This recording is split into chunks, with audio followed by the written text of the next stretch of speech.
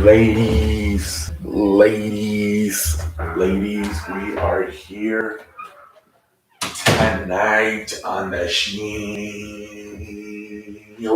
And we got some wrestling news. We got Monday Night Recap here tonight, ladies and gentlemen. Let's get this show started here tonight, ladies and gentlemen. All right, so first of all, WrestleMania 39 breaks record for ticket sales. The previous record was, I believe, WrestleMania 32 with $17 million. That WrestleMania was in Dallas, in AT&T Stadium, the home of the Dallas Cowboys. That was, I believe, back in 2016. But this one apparently has gone over $17 million as far as making money through ticket sales. And the thing about this WrestleMania, ladies and gentlemen, no matches have been announced. There's been some rumors: The Rock versus Roman Reigns, Drew McIntyre versus Seth Rollins. I believe a tag team match: the Usos versus the Kevin Owens and Sami Zayn.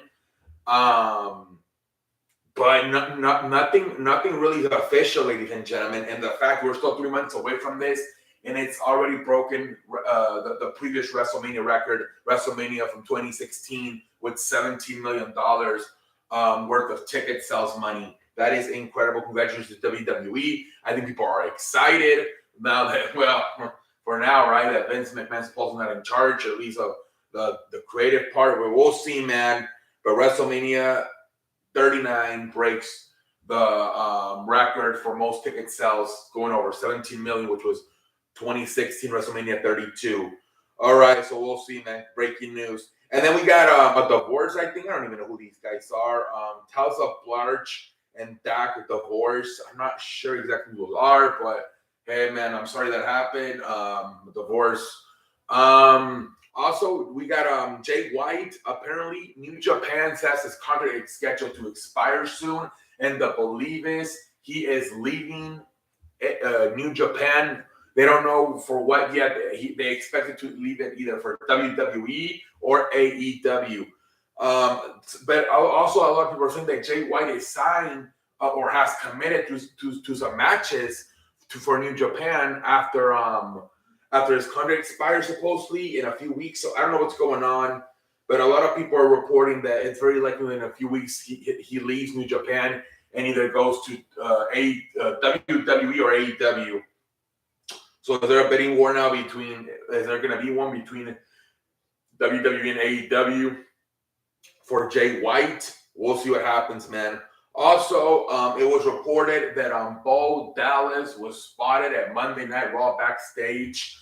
And many people believe that he is, in fact, Uncle Howdy. Uncle Howdy would go on to make an appearance in a segment with Alexa Bliss. And so a lot of people now within the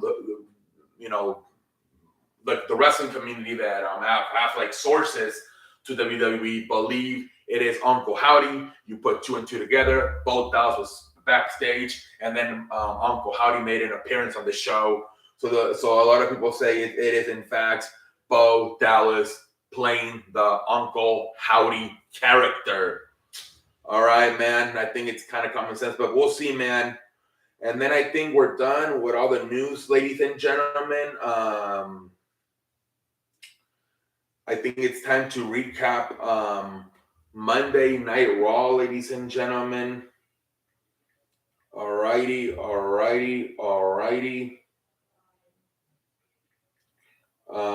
Monday Night Raw, January 9, 2023 edition, ladies and gentlemen. All right. There we go. All righty, ladies and gentlemen. WWE was held from Alabama, ladies and gentlemen. WWE been doing a lot of stuff in the South lately.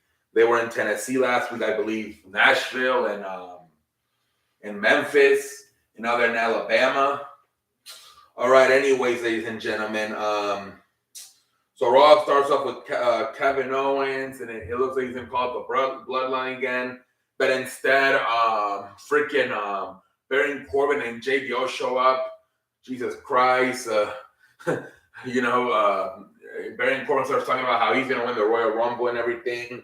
How I kind of want. He did say, hey, in the last 3 years, or I'm the only man that has pinned Roman Reigns, and it's kind of true. The last person to pin Roman Reigns was Baron Corbin back in 2019. So okay, that was kind of good. Kevin Owens acting like he's falling asleep. They agreed to have a match. Kevin Owens versus Baron Corbin. It was, I guess, kind of a good match. At the end there,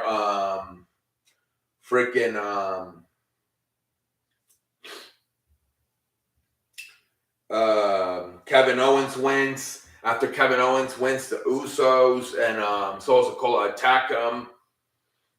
Then he gets a chair and beats all of them with a chair, makes them run away. Then Adam Pearce comes out and he tells them, the Usos are banned.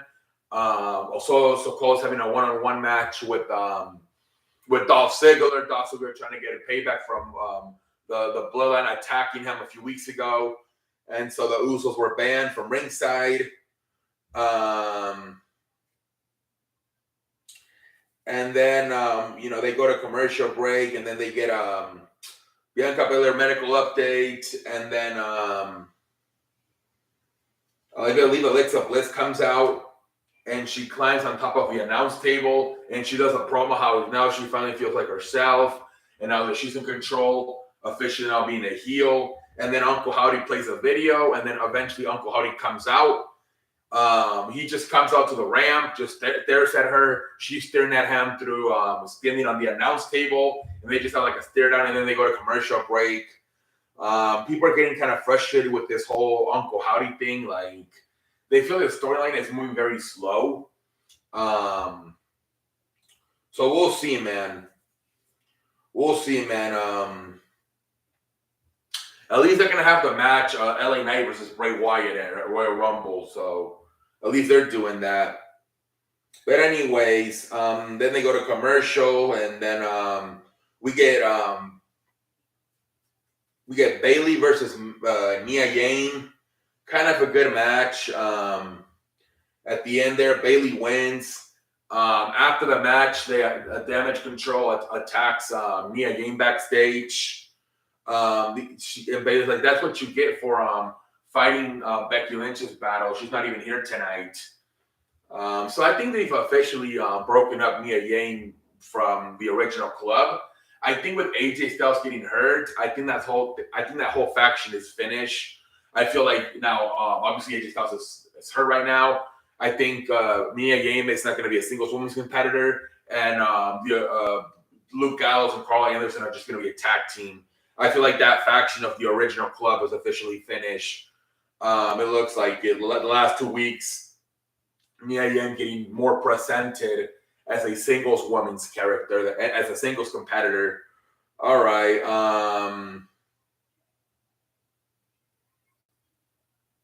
All right, ladies and gentlemen, let's see here. Next, we get they report that Johnny Gargano is going to be out for a few weeks with a sprained shoulder. That sucks. So Johnny Gargano's hurt.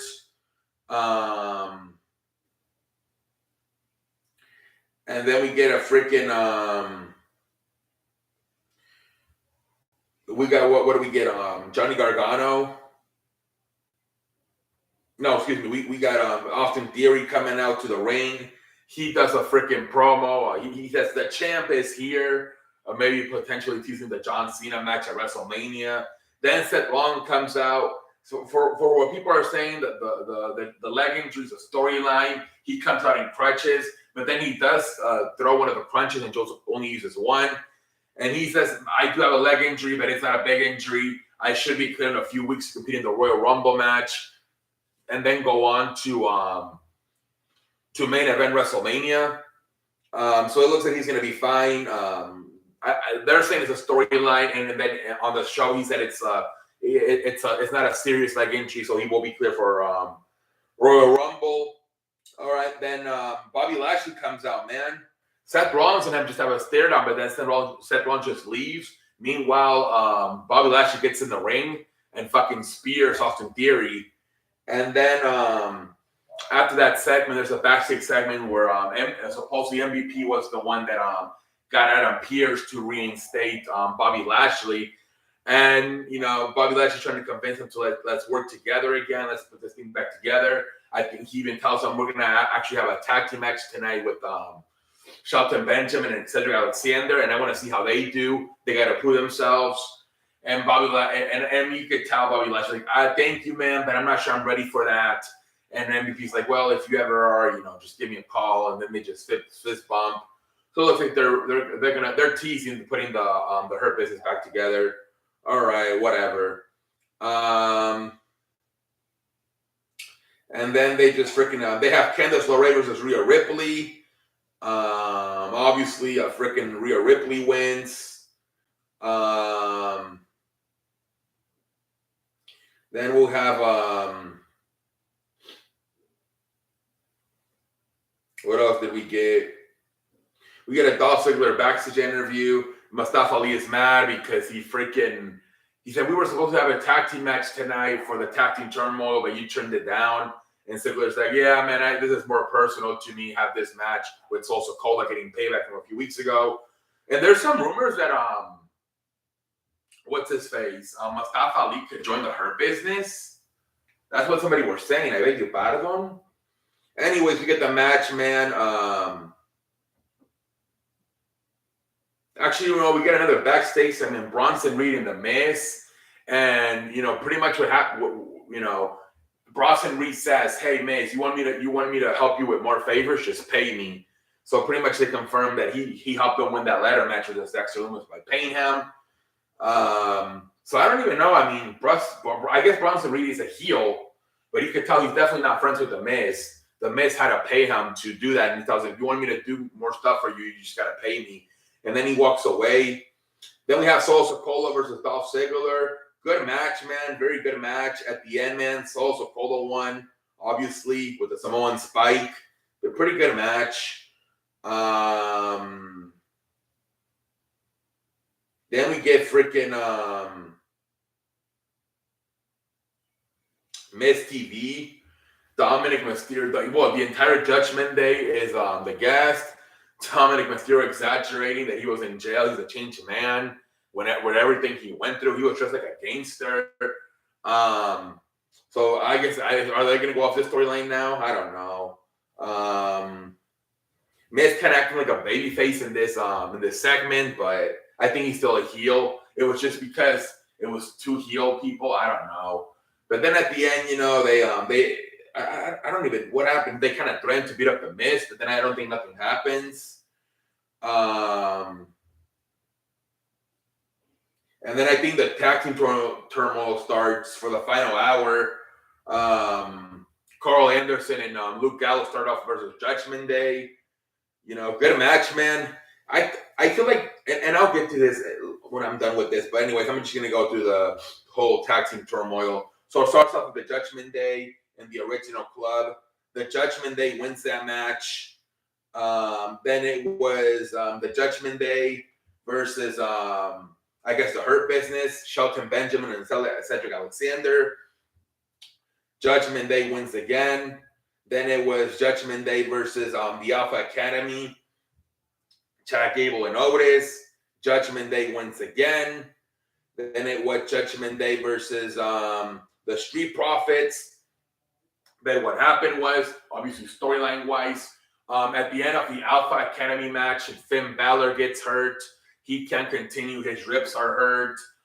So Dominic gets put in there. So Dominic replaces Finn Balor for the final match, and it was Damian Priest versus Dominic versus Street Profits. I thought it was funny when Priest was like, hey, okay, you can be my tag team partner, but don't be soft. And then Rhea Ripley's like, Priest! That was kind of funny to me. Kind of low-key buried him right there.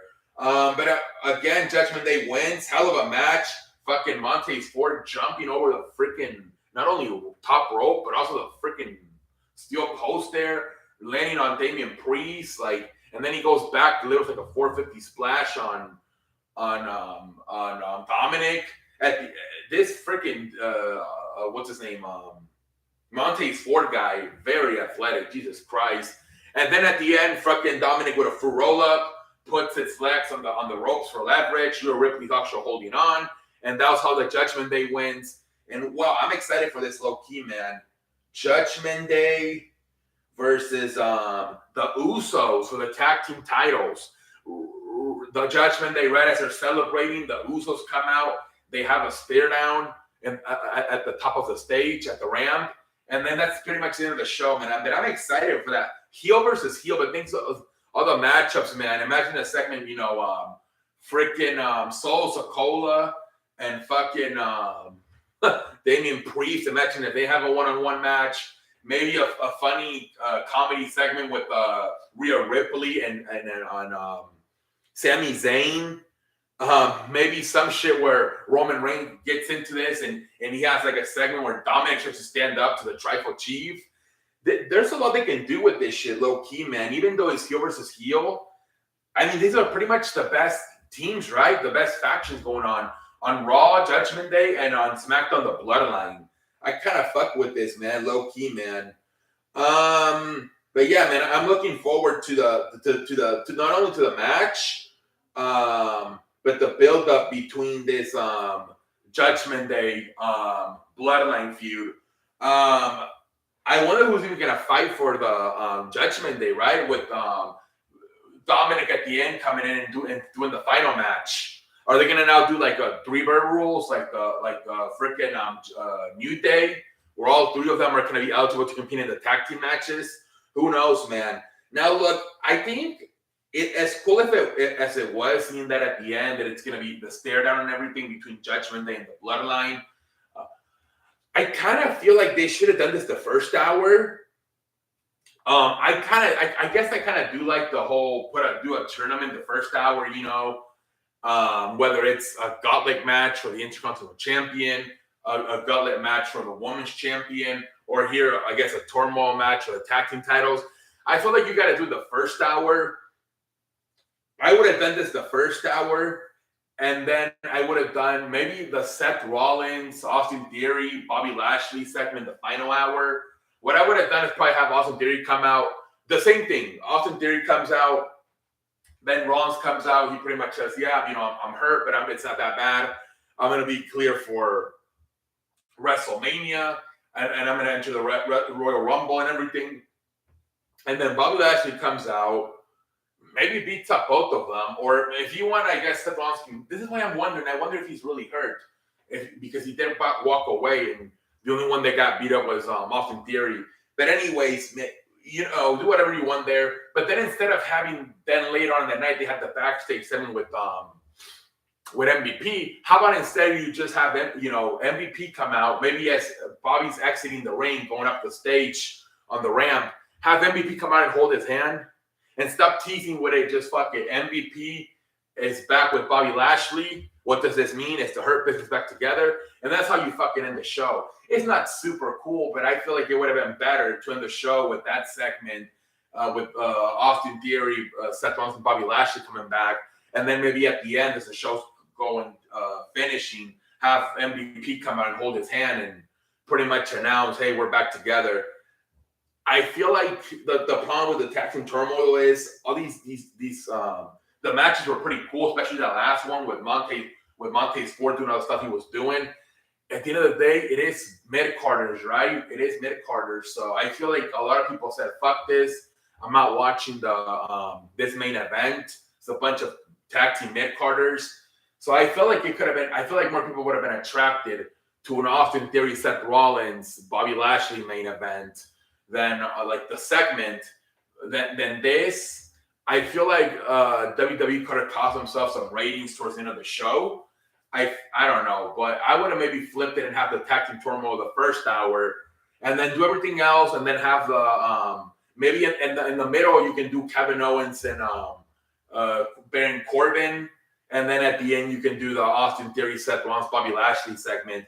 I feel that would have been a better way to finish the show, man. More star power, right? More star power. But, whatever. That's the only thing I would have done, just flip that. But, yeah, let's see. I'm excited. Great tag team turmoil. I'm excited for the potential type of feud we can have with the Bloodline and Judgment Day. I'm assuming the match is going to be a Royal Rumble. But let's see, man. Let's see what happens, ladies and gentlemen. Until next time, I'm on like a light.